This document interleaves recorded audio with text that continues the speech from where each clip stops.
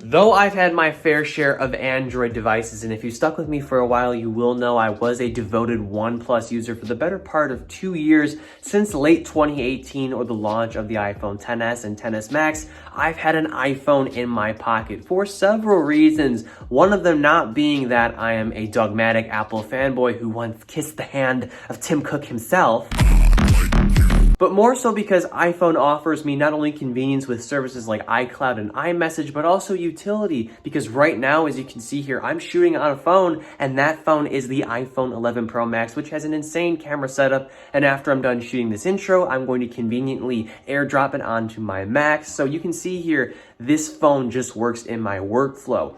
With that said, establishing the fact that I am an iPhone user, today I'm going to be unboxing my, fun fact, first Samsung Galaxy S devices. I've owned the Galaxy S20 and the S20 Ultra, and I'm very excited to see what they bring to the table here. But before we continue, I'd really appreciate it if you leave a like on this video, comment if you have any questions, suggestions, or opinions, as the YouTube algorithm likes that, and will help push my content to more people. Alright, so let's crack open these boxes here. I want to first start off with the non-ultra regular, if you will, S20 that I ordered in the pale blue color.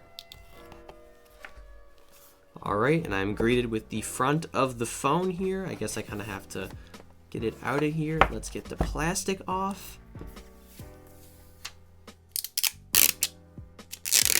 And after getting all the plastic off here, one thing I can notice right away is that this phone is more narrow than what I'm accustomed to. As you can see, it has similar height to my 11 Pro Max, but the width is just not the same. My iPhone is definitely fatter. Delving deeper into the packaging, of course, we have the literature that comes with the product and a SIM card ejector tool, which I need because I just lost one. And then, of course, we do get a super fast charger brick from Samsung, your typical charging cable, and AKG wired headphones. And I thought there was going to be a little USB Type-C to USB Type-A adapter, but turns out this little cardboard or cardstock piece is just paper. Alright, my SIM is going in, and I can't help but notice that there is a micro SD card expansion slot right here, which is nice to know. I didn't even know this phone had that. And as I'm powering it on for the first time, I'm actually really liking this form factor. It feels more like one-handable, if you will, and this phone definitely feels premium. I'm already a fan of the glass back. It's reminiscent of the iPhone X, and of course every other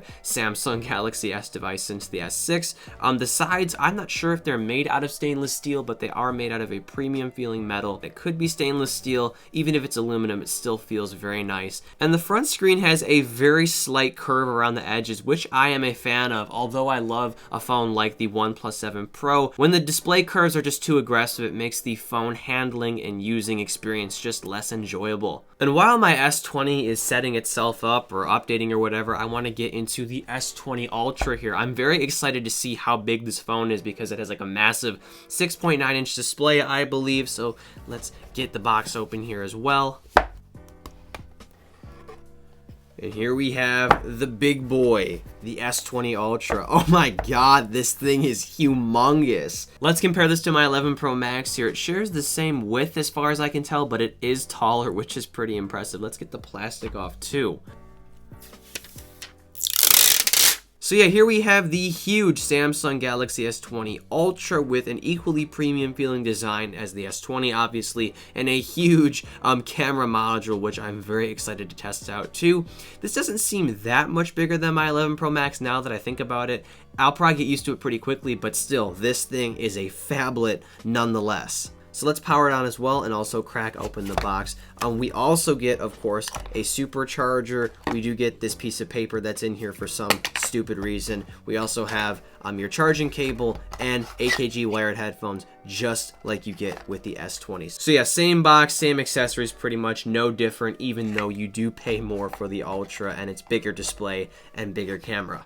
Alright, so both of these phones are set up, and I'm going to put my 11 Pro Max smack dab in the middle here so I can compare my current experience with this phone to these two brand new phones. So one thing I can think of immediately is the fact that I really do enjoy the form factor of the S20 S20. Like I said, it's the same height or a very similar height compared to the 11 Pro Max, but the narrowness makes it so comfortable to hold in one hand, and I don't feel like I'm missing screen that much. It does feel smaller, but not in a bad way, if you know what I mean. Just more compact, more comfortable to use. And then the S20 Ultra here does feel like a gigantic phone. It does actually feel bigger than my 11 Pro Max here, especially height-wise, and the camera module makes it feel chunkier too. I find myself kind of bumping into it with my finger here as I hold it with one hand, but I think a case will remedy that if I decide to keep this and use this as my daily driver for a little while. And of course, I do enjoy the displays more on these devices because of the hole punch design, especially here. You can barely see it with this black background on the S20, and the bezels are slimmer and trimmer. These phones just feel more futuristic. That is kind of the trend of Samsung. Apple is still stuck in notch world,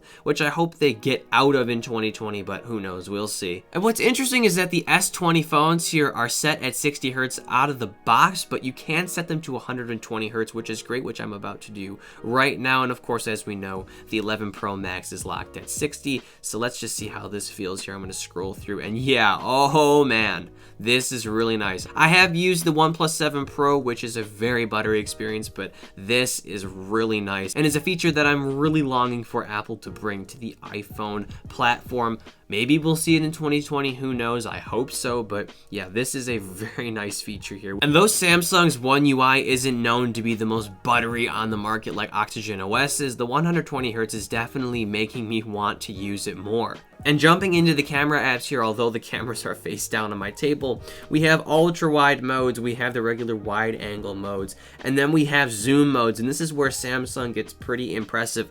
With the S20, you get up to 30x zoom. I believe it's digital, but with the Samsung Galaxy S20 Ultra here, we do get 100x zoom with this massive zoom lens on the back here that has so much depth to it. It's so weird looking, but so cool at the same time. I'm very anxious to test this out outside of, and although I can't really demo the zoom right now, at least in this environment, it's super impressive. I'm like scanning around the room here and I'm looking at little fixtures and details on the wall, and it feels like I'm looking through a telescope. So this is definitely a feature that I'm anxious to test just to see how practical it really is in everyday life. And yeah, that's about all I got for you guys right now. I actually have to use these phones in person, in depth, to get a better idea of what I'm working with here before I make any more specific assertions about these devices. But so far, I'm very impressed with the size of the S20 Ultra and the camera setups on here. I'm very excited to test them out in the real world and compare them to, you know, the iPhone 11 Pro and the iPhone 11 and other phones that I have, like the OnePlus 7 Pro. And that about wraps things up here. I hope this video was helpful, especially if you are an Apple user thinking about jumping ship over to the Samsung side. Although I don't have all the answers right now, what I can tell you is I'm very much impressed with the hardware Samsung has brought this year, especially the 120 Hertz experience found on these phones. And